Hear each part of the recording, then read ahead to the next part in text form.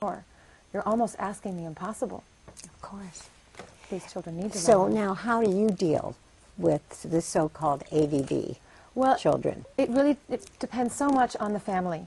When I work with a child who has been diagnosed with ADD or ADHD, I have to work with the whole family. So what we do is we look at what the child is eating. How much, when does the child sleep? What kind of activity is the child doing for fun? How much is the child able to play? How much time does a child spend watching TV or sitting at the computer or playing video games? What is the environment like in the home? Is it a very stressful environment? Are both parents working? Or is one parent not around very much? Is a parent ill? Are there siblings to fight with?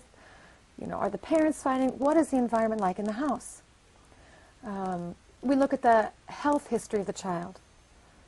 How often these children have eczema or asthma or allergies on top of the ADD that they've been diagnosed with.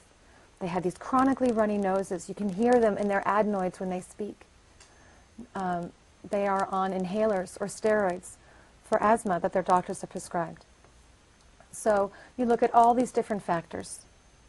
And then you work with the family. So, for instance, one might see that the child's diet is full of processed foods and lots of foods that are boxed. Very few fresh fruits and vegetables, and so lots of sugar, lots of soda, lots of food coloring. So first, depending on the family, some families are really well equipped with a family say, okay, we're going to cut that all out right now. We're going to eat fresh food. We're going to shop at the farmer's market, get all of our local fruits and vegetables. We're going to cook from scratch. We're not going to go out to pizza 5 times a week and have pasta the other 2 nights. We're really going to get involved. For other families, that's a little more complicated. And again, the parents feel scared. They feel overwhelmed. They have these expectations that they want their child to behave in school or in the home, also important. When a child is bouncing off the walls and causing damage in the house, that's also, of course, a problem. So one might say, okay, first we're going to phase out. We're going to phase out color and we're going to phase in color. So we're going to phase out those artificial colors, those F, D, and C colors that you read on labels, the reds and the blues and the yellows. And we're going to phase in color with fresh fruits and vegetables. I try to tell my clients to eat a rainbow a day. So you're getting beets, and which are a little hard for children to first get to, or cabbage, or carrots, get their yellow, or their orange rather, blueberries if they're in season, strawberries, apples, a nice green or a red apple. Get color into the diet a different way. And at the same time bring color into the life through painting, through art, through being out in the garden, in nature. So that's one way. We often look at the TV, and there are lots and lots of studies out now showing how TV can affect a child's behavior. So, and you can see distinct changes when the parents really cooperate. I mean, well, how do you measure yes, it? I mean, it's not Jennifer? really a matter of cooperation. Yeah. I can't prescribe this treatment legally, and that's not what I want to do. I want to say to the family, here's the information. Here are the studies that talk about these things. Here's what you can do. And so, yes, some families see remarkable change. Other families see less change, especially when you go more slowly. And it's sort of this evolving process. And oftentimes, if there isn't a change, then one has to go back and look and see what other factors are into play here. What else do we need to look at? And I asked you before, do you feel that some children can actually outgrow ADD?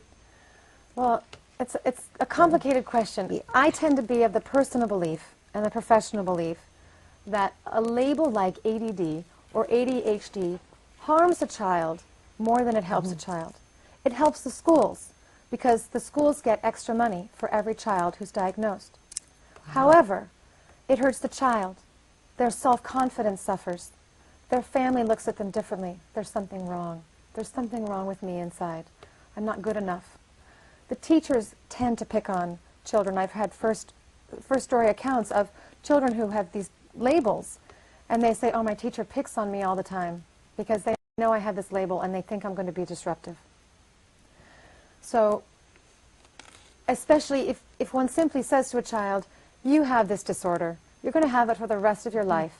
There's no hope. There's no room for growth. There's no potential. They're going to have this handicap the rest of their life. If you look at this beautiful soul who's sitting in front of you, who may not be able to sit still, but know that there's something going on inside that child, and you work with the child and you work with the family and try to figure out what is it going on within that child. What is causing the child to act this way?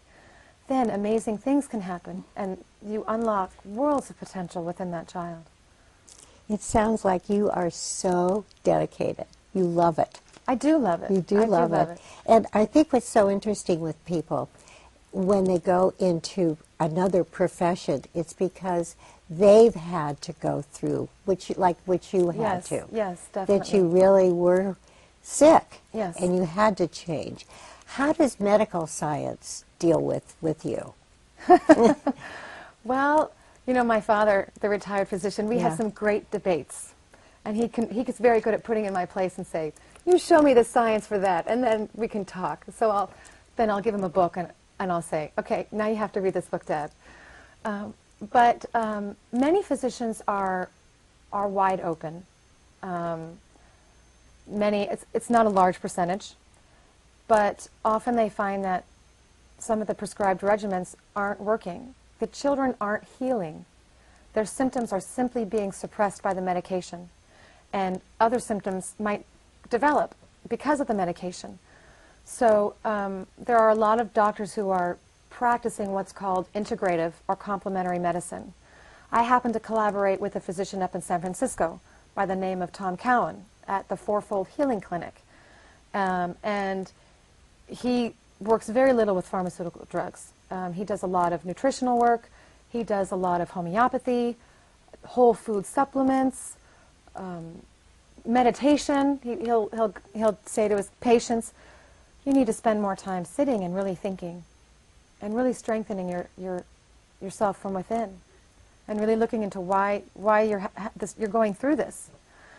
So for me, if a client comes and says, my son has really awful asthma, he's on all of these steroids, can you get him off these drugs?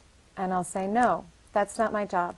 I'll be happy to work with your physician to help the child go off, but that's not my level of expertise. And I really enjoy working with physicians who are open, because then the potential is even greater for what one can do for this child. Of course. And sometimes the physician, if it's, you know, for something like food allergies, a child will come in and see me, and I'll work with the family, and some of those things will be ameliorated. And then they'll go into the doctor for their checkup, and the doctor goes, wow, what are you doing?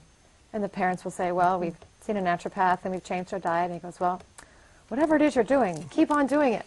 Yeah. So there's a lot of controversy.